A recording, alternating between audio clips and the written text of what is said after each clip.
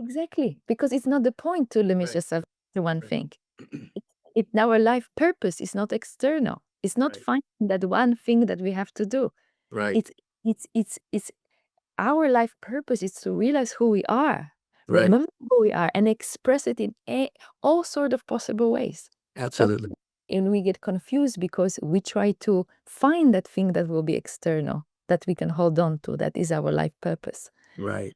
right? And therefore, by placing this attention outwards, we miss the whole time the Hmm. point of looking inwards and then expressing whatever we remember about ourselves. Peace and riches blessings. I am Michael B. Beckwith, the host of Take Back Your Mind.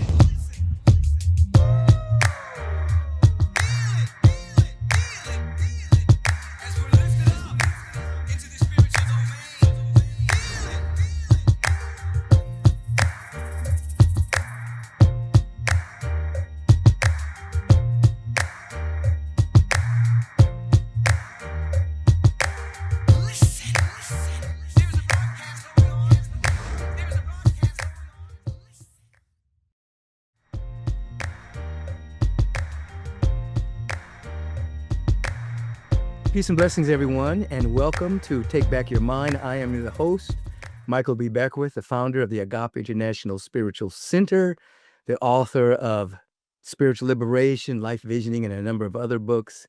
And every week, I get to have an opportunity to speak to individuals who, in their own way, have expanded their hearts, expanded their awareness, took back their mind from the matrix of confusion, and are making a difference on the planet this time in human history and beyond. Today, I have Dorota Stańczyk. She's with me today from Bali. Peace and blessings. Welcome. Thank you so much. I'm so happy to be here. I mean, we've been knowing each other for 8-9 years now, so this is very special for me. Thank Oh, you so. beautiful. I'm glad that you can make it. I'm going to tell these beautiful people who are tuning in a little bit about you. Then we're going to get into some dialogue and some questions and things of that particular nature. But if you don't know who Dorota is, she's the author of the book Recreate Yourself, a transformational artist, well-being creator, conscious creativity trainer. I like that. A conscious creativity trainer. Keynote speaker, meditation master, and founder of Innerart Transformational Center. She has a transformational center with over a decade of experience as an executive creator director in the wellness industry. She has collaborated with renowned brands such as Mindvalley, we all are part of that, IV, Uptown, Sensie App, and Sony, pioneering innovative personal growth approaches, which is so necessary at this time in human history. Drawing on her experience in creativity and consciousness, she designs immersive experiences and products that strive to raise consciousness of new models for living, working, and being. Dorota, welcome. Thank you so much. Let me ask you, I know you began studying certain things in 2014, but give me a little bit about your background, growing up. I mean, how did that young person think that you'd be in the field of transformation at this stage of your life? I really do believe that our soul kind of chooses, our parents chooses Hmm. where it comes, and so my soul planted very carefully for me to not be able to avoid that path. Let's put Mm, it this way. And so I was born in a beautiful family in Poland. That my father was actually coming from a very psychic transgenerational family. So from fourth generation, we had psychic healers, medium in the family. ah, Speaking about energies, speaking about vibration, speaking about consciousness was a normal topic, which is quite extraordinary. And then I have mom that was the exact opposite of that, mm, just to balance it out.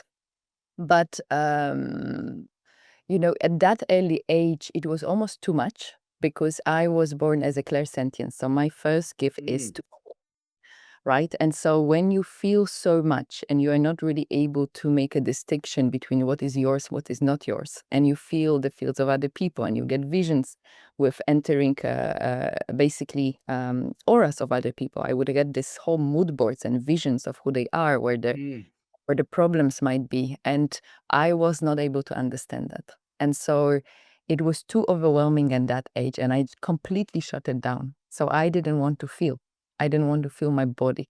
So I disconnected from my body, from these abilities. I started to suffer from heart disease almost immediately, and then autoimmune disease, which we all know is sort of like rebelling against yourself. It's a self-love disease, right? The lack of self-love. Yes. Oh, that resulted in me spending 8 years of my life from doctor to doctor, hospital to hospital, being constantly microdosing antibiotics, painkillers, all sort of different medications. It was a very hard time. It was very hard time because my expression was completely blocked, and also my perception, true perception of self was forgotten. That essence that I was holding within. And as you mentioned, and it was really at 2014 when there was this shift in my life, that where I consider really the beginning of my life, the beginning of my true life, where I started to remember. And the best way to describe it, I just started to remember, because there is nothing really to expand. There is nothing really to, you can only limit the power you already have within, that is, right? Yes. So I started to remove slowly bits the limitation I've put on myself, and understood why I created my disease in the first place, and how my disease was protecting me and serving me in that moment in time, and taking that responsibility, and feeling compassion for myself and for the disease, feeling love almost for the disease, because I understood what was the reason, what was the role of it. It started to completely reverse everything, and within weeks I had no more symptoms. And so Wow. that was So that was your awakening, actually. You were awakening back to yourself. I was awakening back to myself, and it was only beginning. There was so many more moments, and because I don't believe it's one moment when you awaken and suddenly everything opens. It might happen, some people, but in my case, it was many. It was many small moments when you just remember more and more, Yes. Yes. and No, calm, right? yeah. And No, I absolutely agree with you. It's a revelation of who you are continues to unfold. Same with me. It was years. I've had a big awakening as a young man in college, and then but it continued. It continued, and even to this day, it continues to unfold. Uh, we're it has to. yeah. It has, until we are here, until we are still on this planet, we have to keep evolving. So there is something always to understand more about ourselves. I feel like it's never-ending journey, and higher you go, or higher, more sort of you can see, more you see, there is still so much Yes. you don't understand, right? And I love that, actually, because it's never about getting somewhere. It's No. really about falling in love with what is here and now, and you are transforming either you want it or not. So just Yes. let go and be just present with the process. And that was what happened in that moment, and the rest of it was really me fully committing to myself. Right. And so, okay, so you became aware that Yeah. the disease was a part of your protection because the energy was coming in so powerfully, you needed to find a way to unconsciously or partly consciously protect yourself. That became a way for you to wake up, to remember, so you no longer needed that protection, so that you can be more yourself, the glowing being that you are today. But doctors may call it disease, uh, dissolved. Yes. 'Cause you no longer needed the protection, you no longer needed it. Yeah. I no longer needed it, but also when you understand, when you stop separating from something that is yours, that you've created, Mhm. ridiculous things can happen. So when people get sick and they don't understand that the body as the instrument of God, designed in a perception of God, right, is designed to heal itself no matter what. Mhm. And so if it doesn't, it's because you are stopping the process for whatever reason. And most of the time, what stops the process is you separating from your disease, saying this is not fine. And what do you evoke? Hate towards it, anger towards it, Yeah. resentment towards it. Resistance. And so your subconscious cannot actually activate the healing process.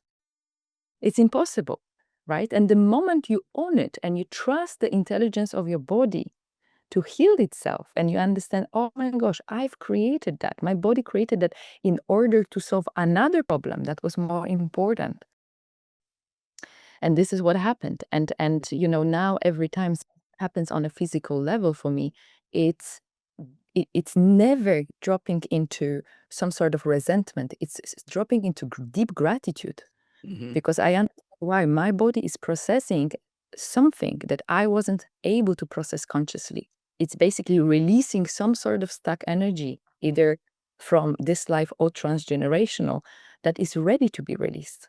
Right. So it's a bit You're also getting information. It's also giving you information that's hidden within the so-called dis-ease. always, there's so many messages, so much understanding, and only if we would approach it with curiosity, Mm, everything would change, mm, right? Yes. Yes. Remain curious. Turn life into a research project. Exactly. And it becomes playful. Transformation doesn't have to be painful, long, and difficult. It really doesn't. And if we would be willing, if we would decide to willingly actually understand the lessons that are in front of us, life wouldn't have to push us to our limits, so that Absolutely. we pick up, right? Right, So right. yeah. Yeah, So resistance is the effort that it takes to block the energy from flowing through us, to block a new idea, block that which is emerging through us. That's what resistance is. And as you yeah, just indicated, it's sometimes conscious, sometimes unconscious, sometimes it's a protecting influence, and sometimes our mind has just been hijacked by the world, and we just live in that state of normality. and think like how much energy resistance takes. Yes. It takes enormous amount of energy for you to stop yourself from doing something, to push something away, right? And Yes. so that energy, we ask ourselves, why am I not creative? Or where are you wasting that life of energy that is designed for creation elsewhere, Right. into judgment, into resistance, into pushing things away, and so on and so forth. And we just don't realize how much we waste of this divine gift that we've received in the first place. Right. Individuals unconsciously have bad mental habits of Oh yeah. seeking to escape from life, or Yeah. seeking to inoculate themselves from life, or to anesthetize themselves from life. And so they do all manner of things in the same period of time everyone has to resist the flow of life from trying to come through them. And you broke free from that. And Yeah. thus, thus you glow. Thus you glow, as I saw you in Bali. Let me ask you this. Go ahead. You were going to say something. Oh, go on. Yeah. I wanted to ask you about you teach the vibration of flow states as well. Mhm, And that's part of, obviously we both love flow states. The science behind flow states. mhm. If I didn't interrupt your previous way of thinking, flow into that. I mean, how can people enter into this? Yes. So, well, I teach conscious creativity, and flow states are part of conscious creativity. Conscious creativity is non-accidental creativity, meaning that you know how to use your life force energy for creation. Right. And in other words, you know yourself. You're curious enough to discover what is your own manual, right? How this machine, this vessel I've been given works. And it's gonna be different for every person, right? Flow states, for those who don't know what flow state actually is described as something that evokes a state of selflessness, where our Hmm. time disappears, timelessness, where the sense of time dissolves, richness, where all sort of idea come through and downloads, and we are in this moment when we are opening to actually receive information that wasn't there necessarily before. So in a way, we stop our mind from trying to produce, and we open up to receive that Yes. content that we are connected to. Um, and it's effortless, right? It doesn't cost you energy. Thinking costs energy. Creating something when we have an agenda costs energy. But flow state doesn't cost you energy. It just is, right? And it evolves a combination of 5 most addictive neurochemicals our brain could possibly produce, right? Serotonin, dopamine, anandamide, norepinephrine. And so it's very addictive because it feels so good, right? But Mm-hmm. people will have a different way to connect. And it's up to you to discover which way is right for you. And so there is Flowgene, project that was created by Jamie Will and Stephen Kotler and a bunch of other incredible people to actually really help people to define what is their profile. What is their profile to get into this flow state? What are the triggers that are pushing you into that state? And so there are 4 main categories.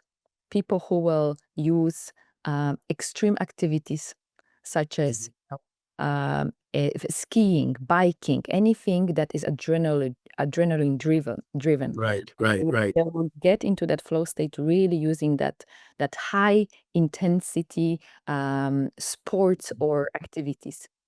Another group, deep thinkers like myself, need stillness, need to be away from people, need to go into meditative state, need to be almost, completely disconnected from any distractions and simply be. So the more distraction, the less you can get into the flow state, right? Then you have another group who are sort of like flow state junkies. They just go from retreats and meditations and ecstatic dances, and they just live from flow state to flow state. Yeah. And that group really will be sort of activated by those activities.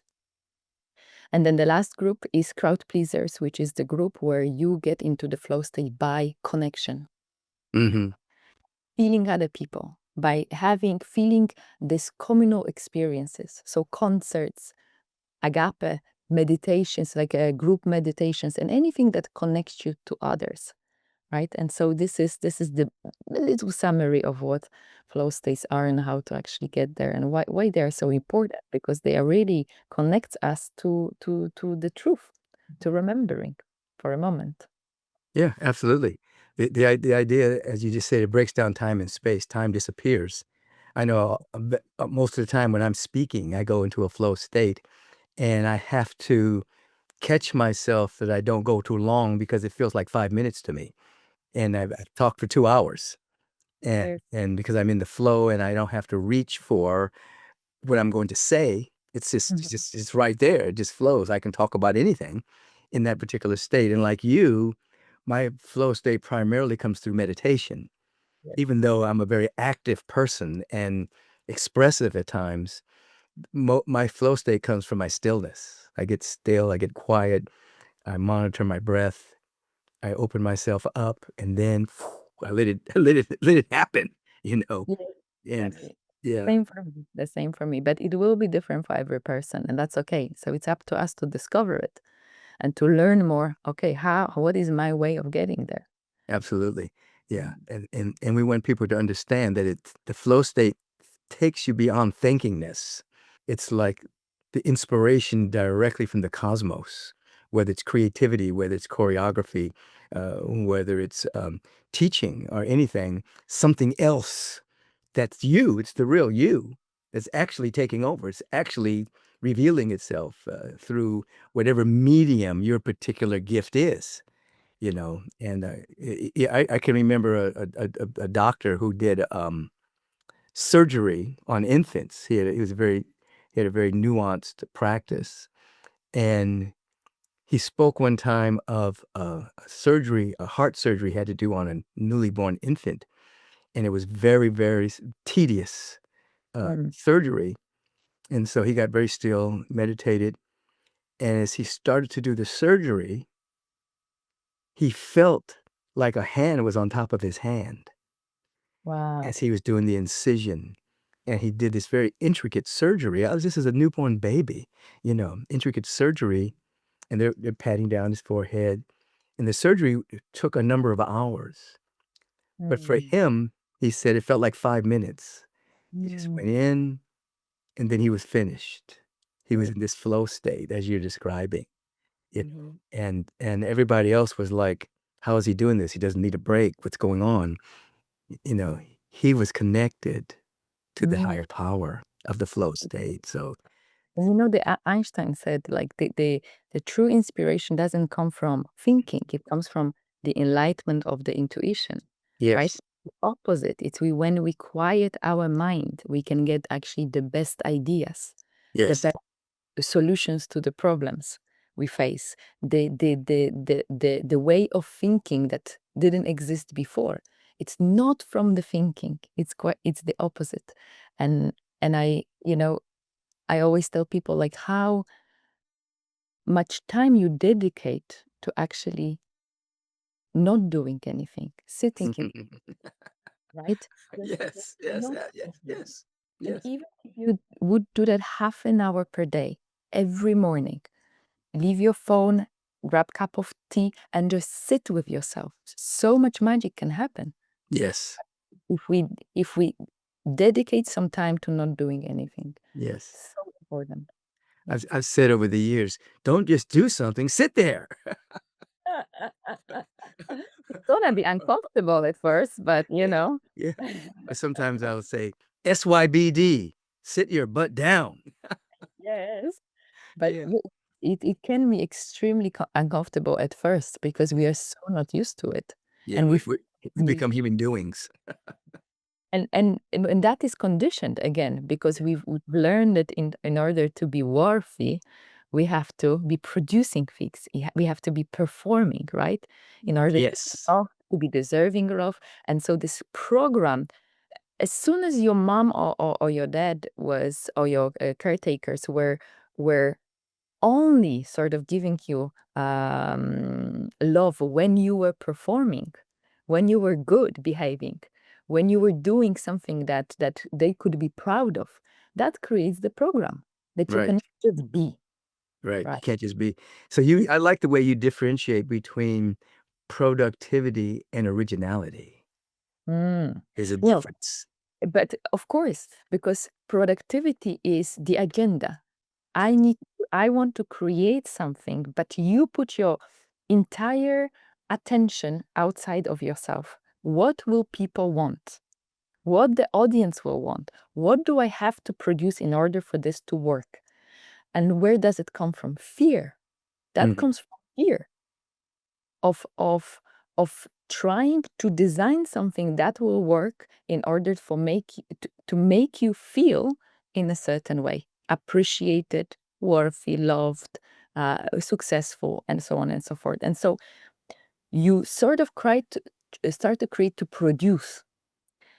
Originality comes from completely letting go of what people will say or think. You don't even know who you create that for. You simply are present enough with yourself to allow whatever is present at this moment to be created through you. Right. You cannot possibly create something that will be true, that will be unconditional otherwise, by Right. placing your attention outside of yourself. It's impossible. Yeah, we become artists of the soul. Yeah. Mhm, So, mhm. I think people should claim that title or that description of being an artist, regardless of what the medium is. And that I think that helps them get to that particular state you're describing. But when they put themselves into a role of whatever their job is, they lose the originality and they go only to productivity.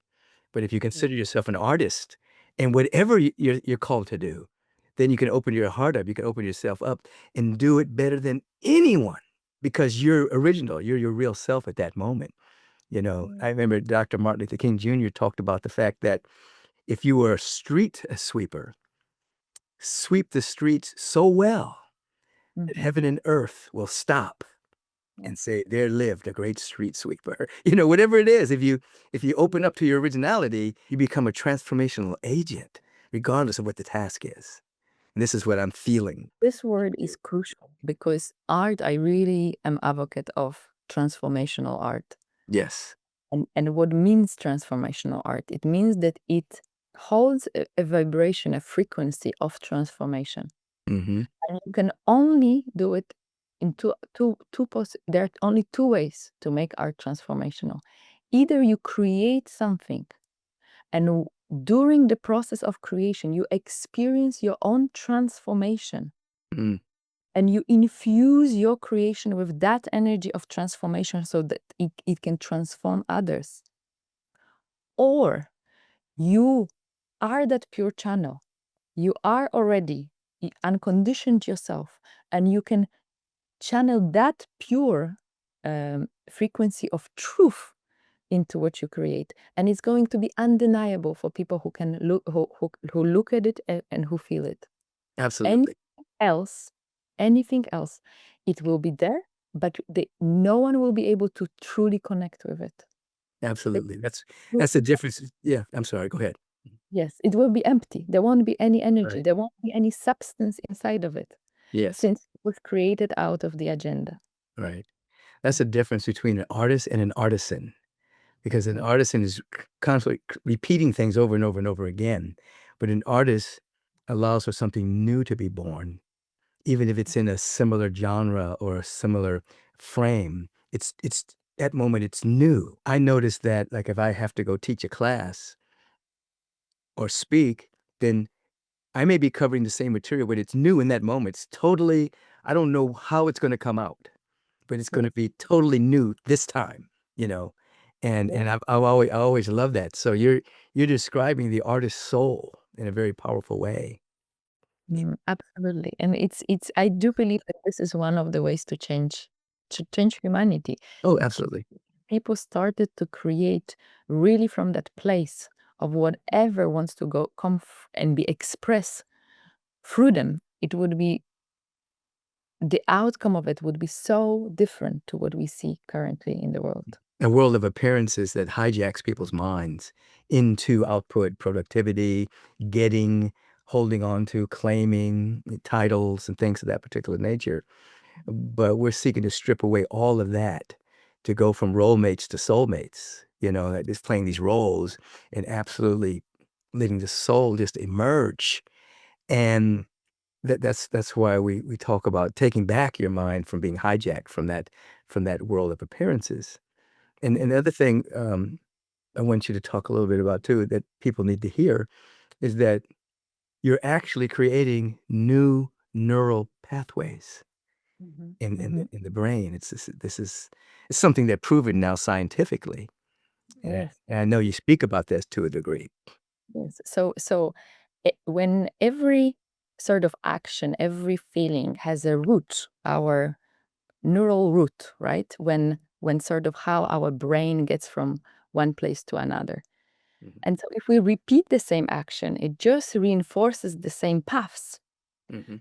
The moment we create something completely new, we do something completely new, we challenge ourselves to think in a new way, it actually, our brain creates a completely new path, complete new connection, right? Which then allows us to get to a completely new outcome that we perhaps were not able to get before. And therefore, it's so important to expose ourselves to novelty, to expose ourselves to challenges, because all of that is actually designed to expand the capacity of our brain. Mhm. Mhm. And so more, in other words, creativity is not per se creating something completely new, but it's creating something new with everything that exists. Yes. And so everything you've ever seen, everything you've ever felt, the people you loved, the places you've seen, your brain is taking it as a substance to create with, blends it, mix it, and shows, sort of creates and produces something completely new out of everything that you ever exposed yourself to. How beautiful that is. So in a way, I can never create something identical to what you will create, because we have at our disposal very different substances, very different things we experienced in our life, right? And this is how the brain works. So in order to give yourself more substance to create with, you need to continuously, voluntarily actually expose yourself to those new things, to that novelty, to those risks, to those challenges.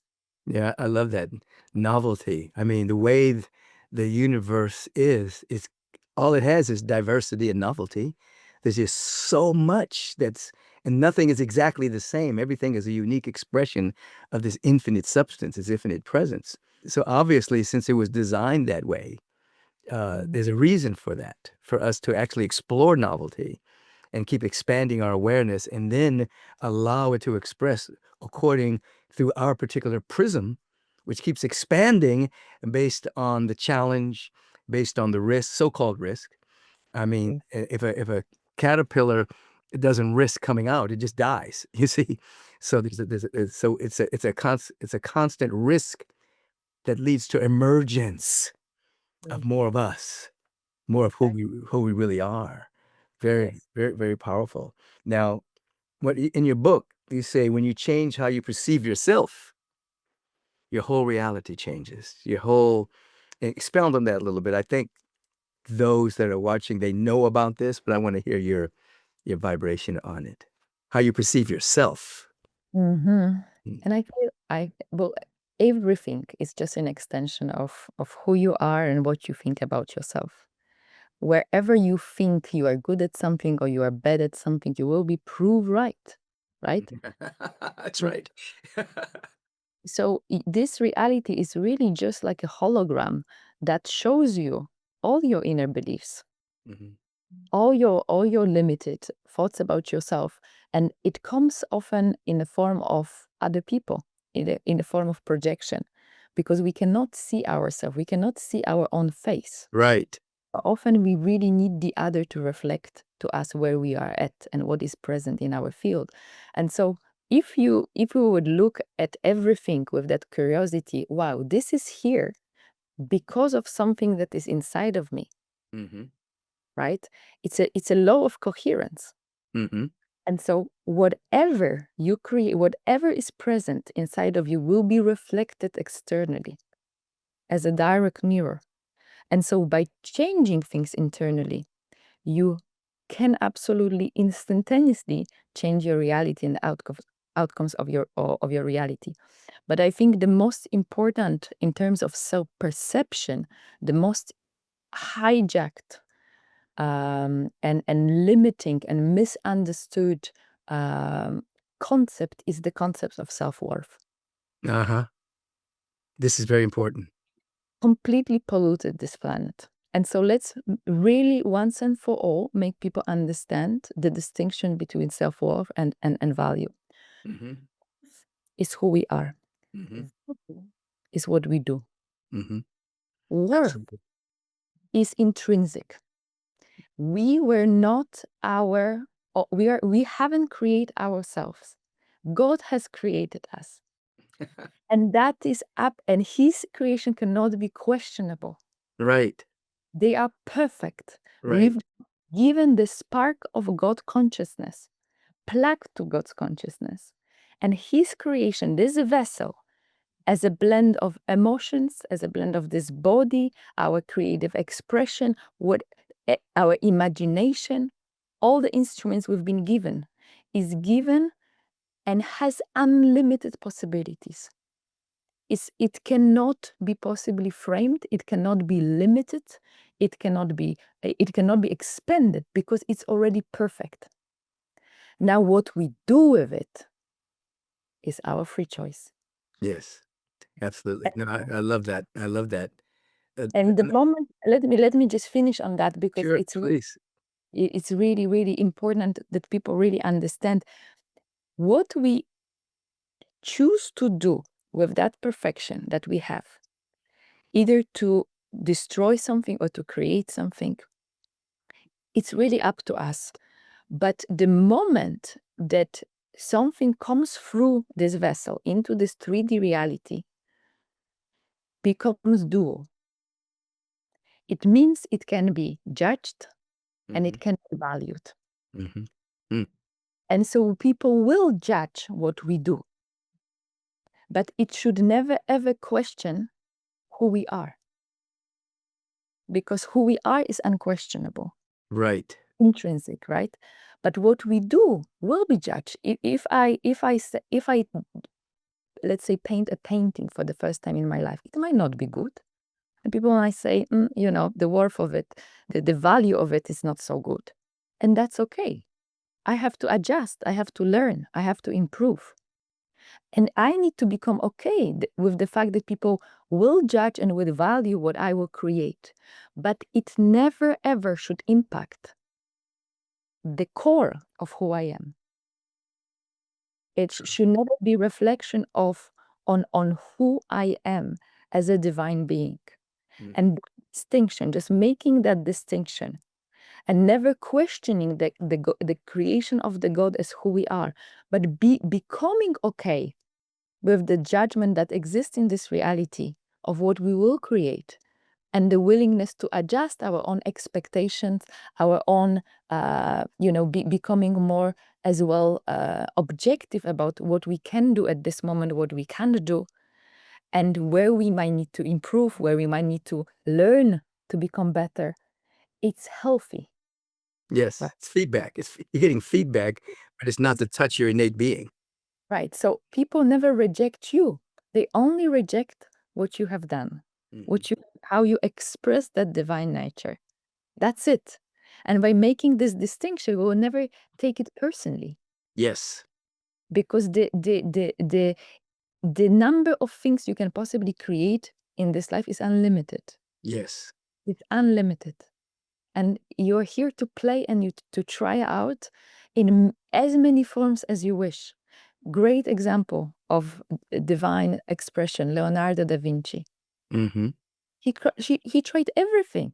Right. Sculpture, painting, philosophy, invention. He understood that he had unlimited potential, and how the impact he created one person in the world of understanding his true worth, intrinsic true worth. Yes. So this is what if that could really land for people, that really it's your divine duty to express that divine potential. I like It's that. It's your duty. It is, because you've been given this perfect vessel and you are not using it. Right. You are not using it, or you use it to destroy. You use it to limit, right? Yes. So Yes.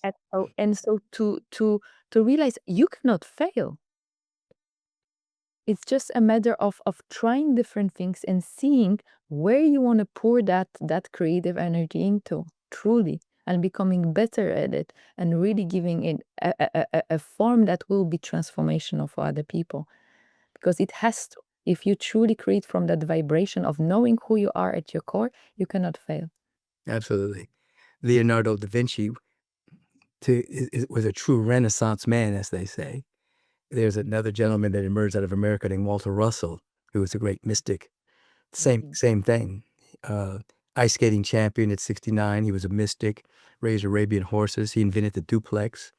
He put new elements in the elemental chart. He discovered, he was a scientist. He did so much after he had a dynamic awareness, and was a multimillionaire on top of all of that too. And but he was like Leonardo da Vinci. Oh, he was a sculptor. He was a painter. He did all of that. There's a lot of his sculptures are in the Smithsonian Institute. Exactly, And because he didn't limit himself to one thing. it's not the point to limit Right. yourself to one Right. thing. Our life purpose is not external. It's not Right. finding that one thing that we have to do. Right. It's our life purpose is to realize who we are, Right. remember who we are, and express it in all sort of possible ways. Absolutely. Right? Yeah. Let me And we ask get you this. Go ahead. Finish that Oh, sentence. no. Just to finish, and we get confused because we try to find that thing that will be external, that we can hold on to, that is our life purpose. Right. Right? And therefore, by placing this attention outwards, we miss the whole time the Mhm. point of looking inwards, and then expressing whatever we remember about ourselves. Absolutely. What is your process for yourself or helping other people spot the limiting belief or the ways they sabotage themselves from expressing? What is the hidden beliefs that are within and are active in people that brings them to a point of sabotage? What is your process for spotting that? So hidden Mhm. or shadows, Yeah. hidden or shadow exists for a reason, because our mind is so clever Mhm. that it will do anything to not reveal to us how it's operating, Mhm. right? And so we cannot possibly by ourselves discover the hidden beliefs or the shadow.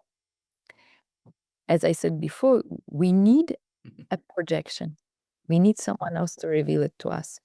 And so in psychology, we have cognitive dissonance, which is a disconnect between who we think we are consciously and who we actually are subconsciously. And it's the subconscious who is actually creating your reality.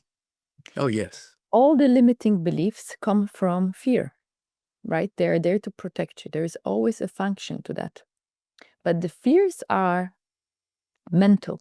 And once we understand fears, we can dissolve them. Now, how do you get into seeing what might be there that is limiting you? You notice what triggers you in the other. Mhm. What is bothering you in the other? What is that you are projecting onto the other that is not yours? Mhm. Mhm. When you really are able to catch that, it's like, what is my accusation here? What am I accusing them of? And turn it around and ask yourself, well, how this is relevant to me? Where am I rejecting within myself? How am I doing this myself? Mhm. Right? And then getting into, okay, what was the first time I felt this way? Mhm. Going back and trying to actually see the root of where that belief was created, right? Mhm.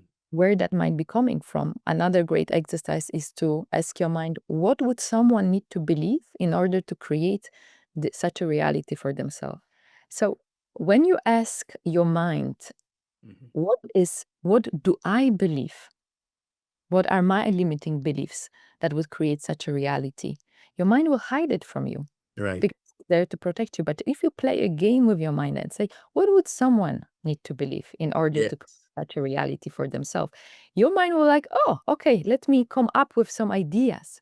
And if you really sit down and write them all down, you will see that you will have this moment of like, oh my gosh, this is what I've been believing.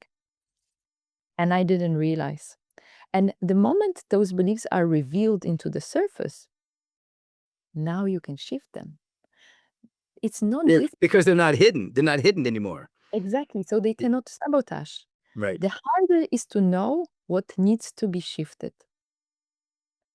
Once you know, it's easy. It's Right. actually easy to change those beliefs. It's easy to take your mind to the court and sort of like explain it, what rejection is, what means to lose everything, and to reframe completely the whole definition so that it's not afraid anymore. Right? And so I would say look into projection. Where do you project on other people? What do you Mhm. project on other people? Can you claim those divorced, abandoned, ashamed parts of yourself, take them all back, reintegrate them so that you become more of a whole, right? Yes. Not in a personal growth movement, you know, the entire industry sort of advocates to separate, to let go, to release, to catch yourself from, to protect yourself from. It's if you do that, you shrink. Mhm. You become smaller. You don't become a more expensive version. What you have to do is the opposite. You have to take it all back. Mhm. To transform it, alchemize it, Yes. You get transmuted. Yes. and take it all back, because that is trapped energy. That is your energy. That is wasted energy. So Right. there's nothing to protect yourself from, Right. It's you. but other than parts of yourself you are afraid of Mhm. facing. Mhm. All of that is an invitation to take it back. And when you will go with a spiral, and you will realize that behind every single part that is sabotaging, that is doing nasty things, that is narcissistic, that is all of that, behind every part there is another part that is afraid, Mhm. wants Yeah, to be loved, absolutely. and wants to be feel safe. And when you will get that, you will learn to be more compassionate towards others, and especially towards yourself. Absolutely. The idea is to embrace so that you can transmute. But if you reject or resist or deny, there's no transmutation. You're just cutting parts of yourself off. So you have to embrace it and rock it like a baby, transmute it, and you're taking yourself back rather than Mhm. splitting yourself off. Absolutely. And And Mhm. go ahead, if you would like, I can actually give a little beautiful exercise people can do as well.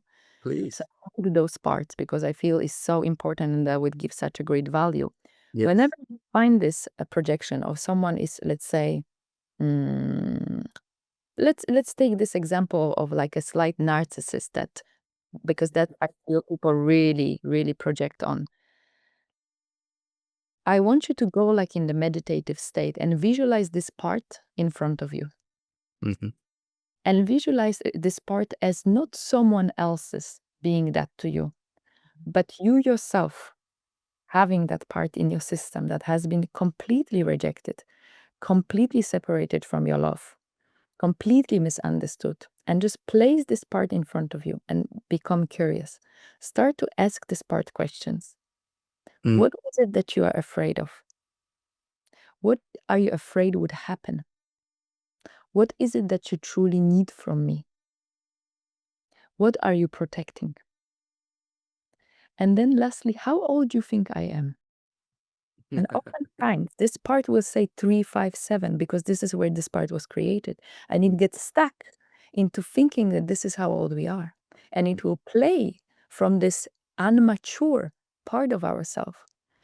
And then we by understanding, by feeling compassion towards that part, we can do what is in Ancient Buddhism, Tibetan Buddhism called the technique of feeding a demon. We Mhm. visualize feeding from our heart to that part love and compassion, and just we feel, and literally in the eyes of our mind, we see it transforming, we see it softening, we see it becoming more gentle, more full, more secure, more safe. And then once this is done, we take it back into our heart. We integrate it, we dissolve it in the frequency of the heart. That is the only place where we can alchemize absolutely every energy, every vibration into whatever, and then dissolve it in the wholeness, reunite it, merge it with all the cells, our organs, and aspects of self. And this is true alchemy. This is how we can really, really, really become step by step more wholeness. Mhm. I love it. So I'm gonna say what you just said. Making Mhm. sure people get this. Basically, you're projecting outside of yourself that part that you projected on someone else.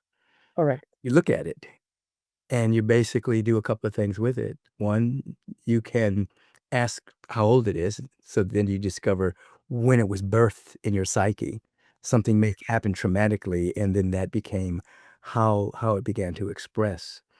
And then the feeding the demon part. This Mhm. is when you're taking that part that looks ugly and nasty, and you're allowing yourself to embrace it and feed it love and compassion and kindness instead, so that So it gets to be transmuted. exactly. So you will ask it, what do you need? What is What that do you you need? truly need Yes. from me? And it will tell you safety, attention. Mhm. Because it got born in a traumatic experience where those didn't seem to Right. exist. Yes. Exactly. You can also, before you ask, what are you truly protecting me Mhm. from? How are you serving me? Mhm. What are you afraid of? And you will get really like this part is so afraid of being completely alone, of Mhm. being of dying, of being rejected, of being hurt. Yes. And that question will allow you to get into compassion towards that part, Absolutely. right? And that is Absolutely. it before you actually feed it with love. Yes. You cannot fake it. You have to first get to compassion. You will not get to compassion until you understand this Right. part, Yeah, right? compassion is a understanding at the lack of understanding. That's how I define compassion. Exactly true. So we can look at sometimes I'll have people you can look at the different political figures in the world, you can look at all the stuff, and if you just say, I wonder I wonder what happened to them to make them like that. Immediately, you see them as human, and you start to birth compassion for them, rather than just not like them and hate them for the way they are. You say, I'm curious. I wonder what happened to allow that narcissism to emerge, or that whatever that is.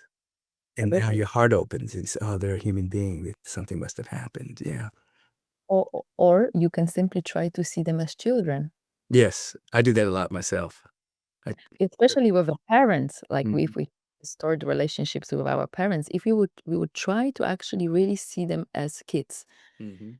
and try to imagine what they went through Mhm. and their ancestry and Mhm. all the baggage they've received. Absolutely. Really change. We cannot unsee it.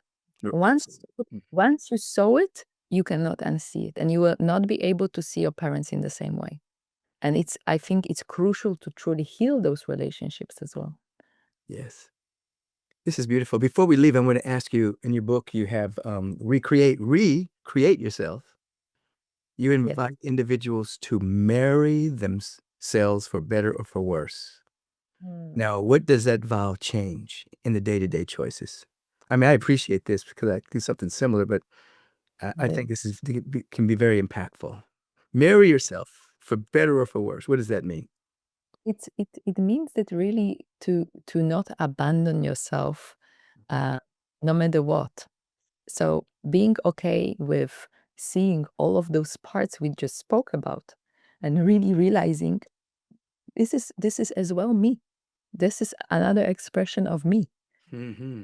Have this tendency to idealize who we are. Mm-hmm. I came to the conclusion that I am everything I think I am, and I am everything I think I am not. Not, yeah.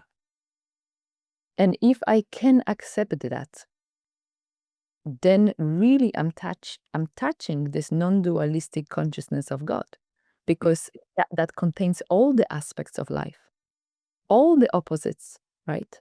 All the contrasts. And so the idea is to create this perfect neutral point in the middle where I can see myself being possible of that expression and being possible of that expression. If someone says, "Oh, I don't manipulate," I'm like, "Well, okay, you maybe are able to not manipulate, but you are also able to manipulate. Is that true?" Mhm. Yes. But then you have that aspect, and that's okay. You don't have to choose to use it, but owning that I can be like that. I can be nasty. I can be that. I don't have to. And more you actually integrate that, less you will do it, because it will have to come up subconsciously. Right. You're not denying it, so it's not going to just jump out and Mm. express when you least expect it Exactly. And because so you've it's, owned it. yeah, and it's the willingness to really be okay with whatever comes as an expression, and being curious about that expression and owning that expression, and not defining who we are at the core because of that expression, but saying, okay, I did that. Why did I do it in this moment, right? Was I hurt? What was the emotion? Was I afraid? Why did I really do it? And why this expression came out? And not ever questioning, as we said, this core of divine being who we are. Absolutely. Preparing myself for better and worse, it's really learning to not abandon myself, not divorce myself, where my expression is not the one that I would expect from myself. Yes. Beautiful. Beautiful. Then adjust my expectations. Yes. It's beautiful. This has been a great conversation. It's been fantastic. Oh my. Is there anything that, before you tell people where you are and how they can find you and your website and the name of your book again, anything that you would say to yourself, "Oh, I wish I would have mentioned that. I wish I would have said that." Is there anything that comes up that you for last comment? Um, I think we covered so many beautiful things that I truly hope will serve people in a practical way. Yes. Uh, but I would say this is the mind is our biggest obstacle in this, Mhm. and learning what is your mind doing, Mhm. how, and be very powerful. First of all, stop identifying with your mind. That's right. Give it a name. It can be Becky, it can be Robert, it's whatever comes. Give it a name and become curious of where is your mind spending time? I give to my clients like an exercise to categorize for the first 3 weeks. Every time they catch themselves thinking in a certain way, so planning, dwelling in the past, worrying, fantasizing, they have to write down. And after a while, you see patterns. Mhm. Where is your mind placing its time? And it can be extremely revealing. So if someone would like to really dive deeper into sort of mastering this inner art, learning about the mind and then learning how to reprogram it will be probably one of the most liberating things. Because if you can teach your mind to be more still and peaceful, it's going to change your whole quality of life. Absolutely. Yeah. Absolutely. Tell us how people can be in contact with you. Please find me. You can find me on my Instagram where I do a lots of posts and lots of snippets of knowledge and wisdom on Dorota Stańczyk Art. Mhm. And then my website, dorotastańczyk.com, where you have information about my upcoming program, about my upcoming retreats that I'm doing, different events I'm speaking at, and I would absolutely love to connect. I love connecting with people. I love supporting people, and so it would be an honor. Outstanding. Well, you've heard it, everyone. She has broke down in a very powerful, magnificent way how to take back your mind, how to observe it, how to look at patterns, how to take your triggers and the way you project on other people to see that as an aspect of yourself, not to beat yourself up, to understand your core is the presence of God. That's your innate being. She gave us a lot of teachings today, and she's also just given you how you can be in touch with her. Dorota, this has been great. Appreciate you. Me Thank too. thank you for being with us today. Thank you so much. Thank you. Lots of love. Peace and blessings, everyone. Peace and blessings.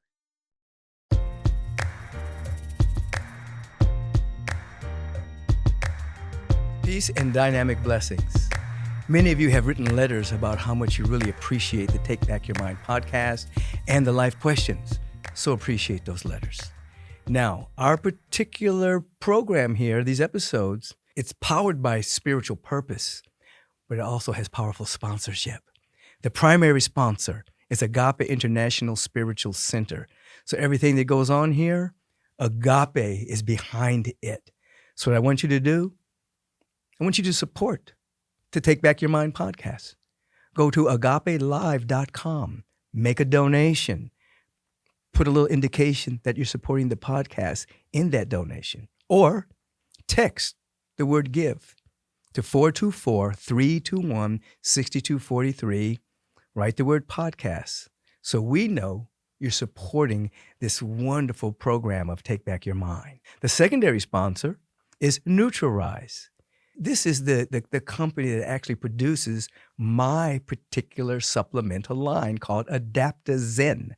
I have the super greens, I have the Elevate fermented mushrooms, and a number of other products that are emerging. Just go to Neutralize.com, find Adaptozen, and you know what? Uplift your spirit, uplift your body.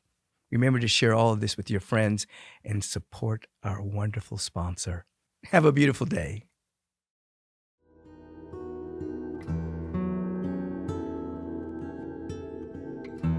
Dynamic blessings, and we're going to get right to the heart of it. The heart of it is spiritual practice. Beginning is theory. Advance is always practice.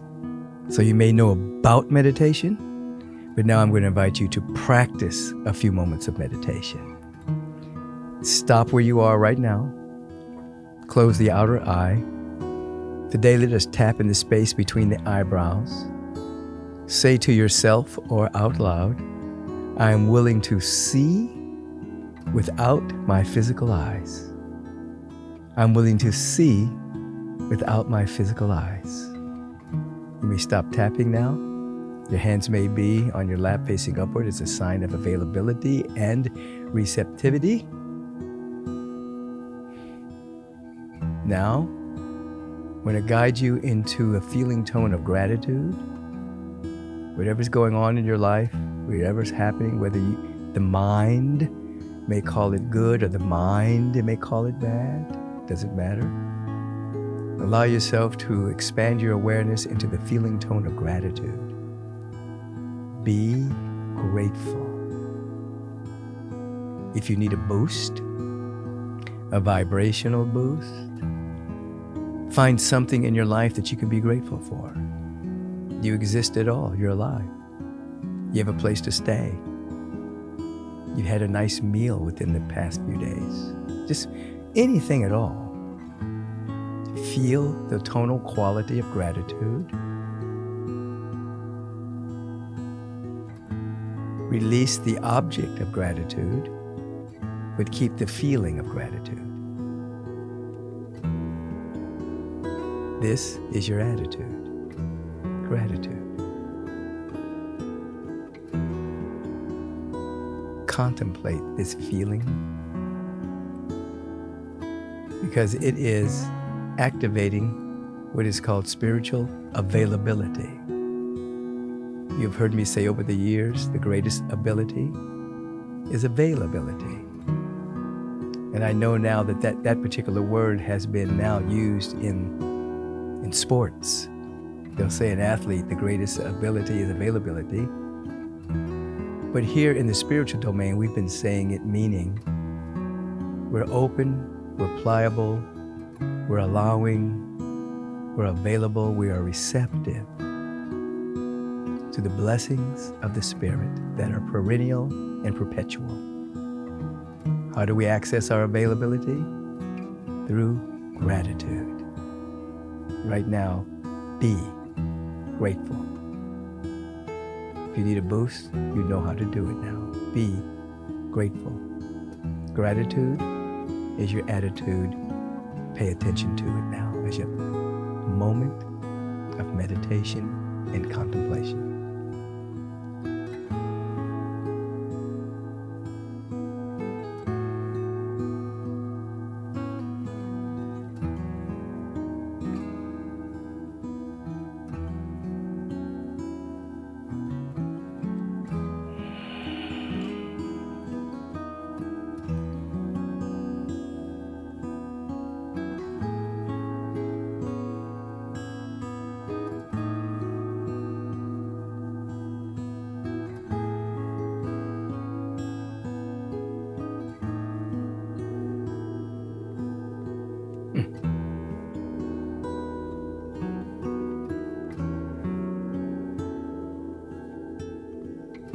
Slight smile on the face.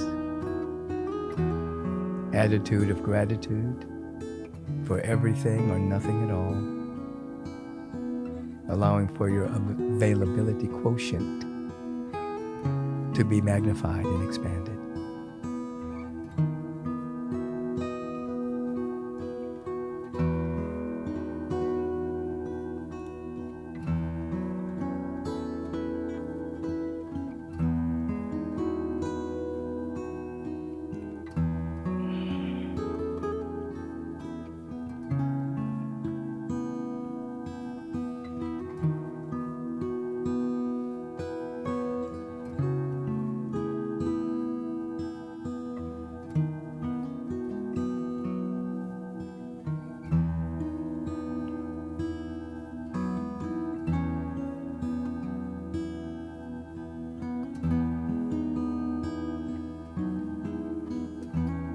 Continue to give yourself permission as only you can. You're the only being that can give yourself permission. Continue to give yourself permission to be grateful for another moment.